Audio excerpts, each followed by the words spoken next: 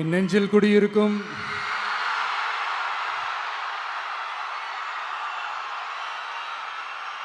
கரூர் சொந்தங்கள்,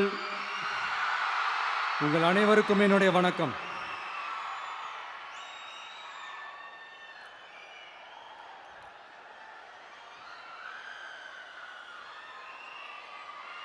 ஒரு மனுஷன் லைஃப்ல எவ்வளோ பெரிய ஒரு உயரத்துக்கு போனாலும்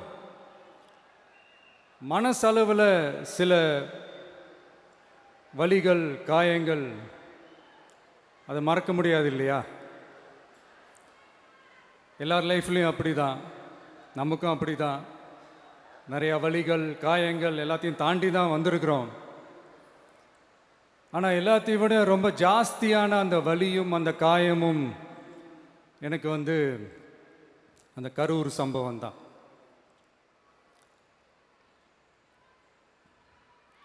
மக்களை சந்திக்கணும், மக்கள் பிரச்சனைகளை எடுத்து பேசணும். அதுக்காக தான் அந்த மக்கள் சந்திப்பு பயணத்தை தொடங்கி திருச்சி, அரியலூர், நாகப்பட்டினம், திருவாரூர், நாமக்கல், கரூர் அப்படின்னு சொல்லிட்டு போயிட்டுருந்தோம்.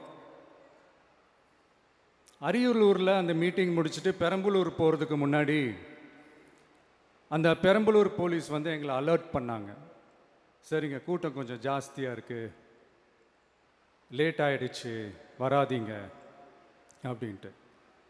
So we had no choice. Police சொன்னால் நம்ம அதை ஒபே பண்ணி தானே ஆகணும். அதே நேரத்தில் பெரம்பலூர் மக்களோட அந்த சேஃப்டியும் மைண்டில் எடுத்துக்கிட்டு ஒரு மன வலியோடவே திரும்ப போயிட்டோம். அதுக்கப்புறம் பெரம்பலூர் தொகுதி மக்களுக்கு மன்னிப்பும் கேட்டோம். அதே மாதிரி நாமக்கல் அந்த மீட்டிங் முடிச்சுட்டு கரூர் வரும்போது அந்த கரூர் போலீஸ் எங்களை alert பண்ணியிருக்கலாம்ல.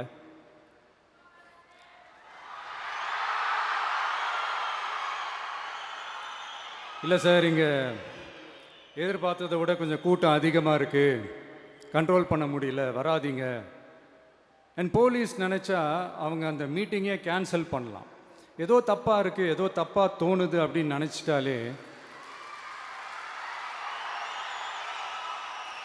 they have all the rights to cancel the meeting. எங்ககிட்ட கேட்கணும்லாம் ஒன்றும் அவசியமே கிடையாது. ஆனால் அதையெல்லாம் எதுவுமே செய்யாமல் அந்த ஹைவேல இருந்து அந்த ஸ்பாட்டுக்கு போலீஸே எங்களை உள்ளே கூட்டிகிட்டு வந்து விட்டு அந்த நாடகம்லாம் இருக்கு பாருங்க.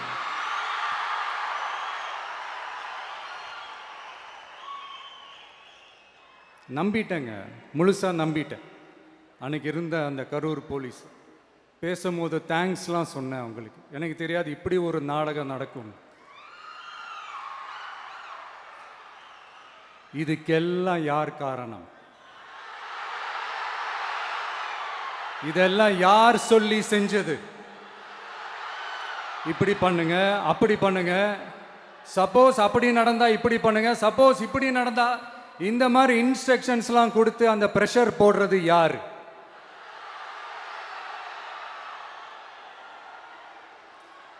அந்த சம்பவத்தில் நம்ம யாரெல்லாம் இழந்திருக்கோம் தெரியுமா? ஒரு டிவியில் என் படமோ பாட்டோ வந்துச்சுன்னா, அம்மா விஜய் மாமா, அம்மா விஜய் மாமா அப்படின்னு சொல்லி அவங்க அம்மா கிட்ட சிரிச்சுக்கிட்டு அந்த டிவி ஸ்க்ரீனை போய் தொட்டு முத்தம் கொடுத்துக்கிட்டு என் அக்கா தங்கச்சிங்களோட தங்க பிள்ளைகளை இழந்திருக்கோம்யா. மழலை கூட சரியா வராதப்போ ஒரு பேப்பர் மேகசினில் என் ஃபோட்டோவை பார்த்தா அதை சிரிச்சுக்கிட்டு அந்த கள்ளங்கபடம் இல்லாத அந்த சிரிப்பு, அந்த கடவுள் மாதிரி இருக்கிற அந்த பச்சை பிள்ளைங்களை இழந்திருக்கோம்யா. என் அக்கா தங்கச்சி, அண்ணன், தம்பி, குடும்ப உறவுகளை இழந்து அந்த வலியோட இருக்கிற என்ன நீங்க ஏளனமா பேசுறீங்களா? என் மேல பழிய தூக்கி போடுறீங்களா? இப்படி ஒரு சம்பவம் நடந்துருச்சு. இது ஏன், எதனால, அதுக்கான பின்னணி என்னன்ட்டு அந்த வலியோட வீட்டில் உட்கார்ந்துட்டு இருக்கிறேன். ஓடி ஒளிஞ்சிட்டான்னு வர சொல்றீங்களா? வாயின்னு முன்ன இருந்தா என்ன வேணாலும் பேசுவீங்களா?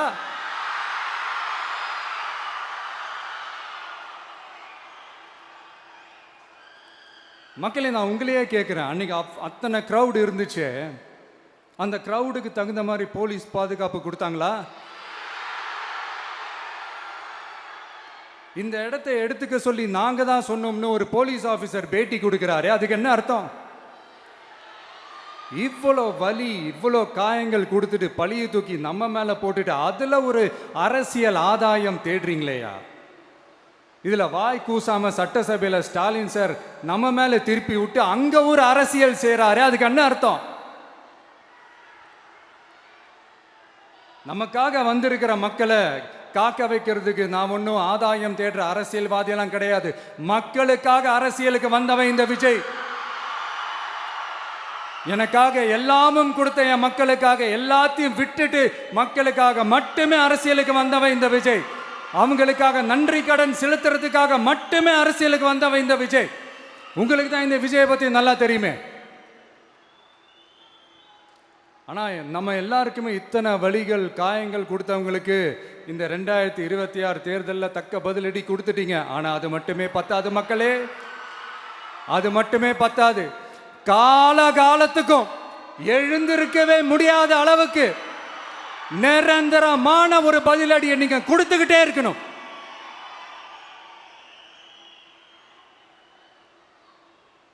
இப்படிலாம் பண்ணா நான் மக்களை விட்டு ஓடிடுவேன் நினைப்பா? யார் என்ன ஓடினாலும் நான் மக்களை விட்டுலாம் ஓட மாட்டேன். அன்னைக்கும் சொன்னேன், இன்னைக்கும் சொல்றேன், நாளைக்கும் சொல்றேன், தில்லா சொல்லுவேன், கெத்தா சொல்லுவேன். பணமா ஜனமா அப்படின்னு கேட்டா என் ஜனம் தான்டா எனக்கு முக்கியம்.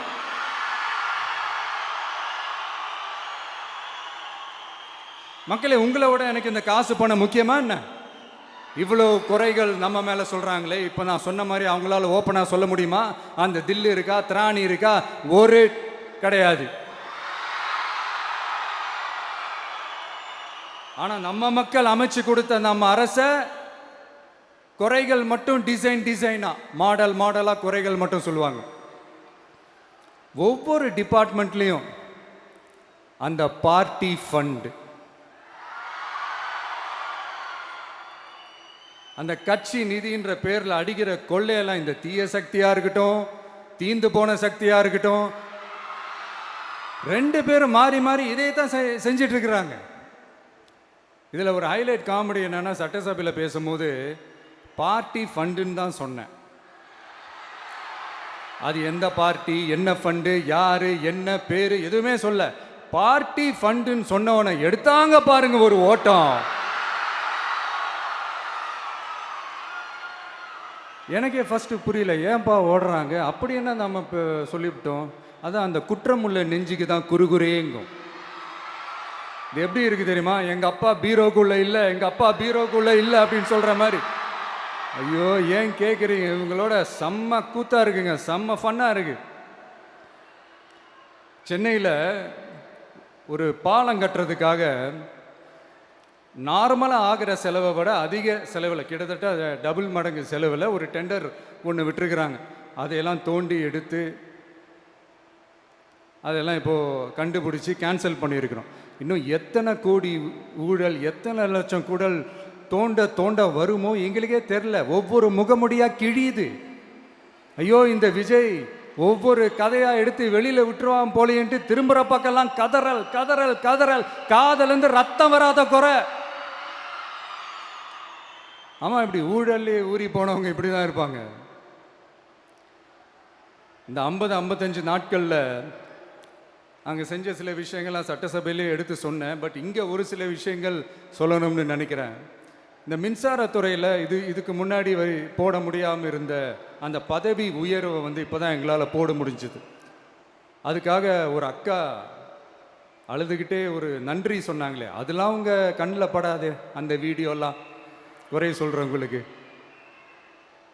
அடுத்து லஞ்சம்லாம் ஒழிக்க முடியாது, ஊழல்லாம் ஒழிக்க முடியாது, அதெல்லாம் பிளட்டிலேயே ஊறி போய் இருக்கு அப்படின்னு சொன்னவங்க போய் ஒவ்வொரு கவர்மெண்ட் ஆஃபீஸாக பாருங்க.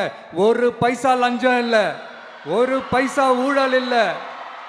வேலையெல்லாம் சும்மா டக்கு டக்கு டக்குன்னு நடக்குது. ஒரு பெரியவர் ஒருத்தர் சொல்றாரு, தம்பி வேலையெல்லாம் நடக்குது, ஆனால் அதையும் தாண்டி எங்களுக்கு மரியாதை கொடுக்குறாங்க தம்பி, உட்கார வச்சுலாம் பேசுகிறாங்க.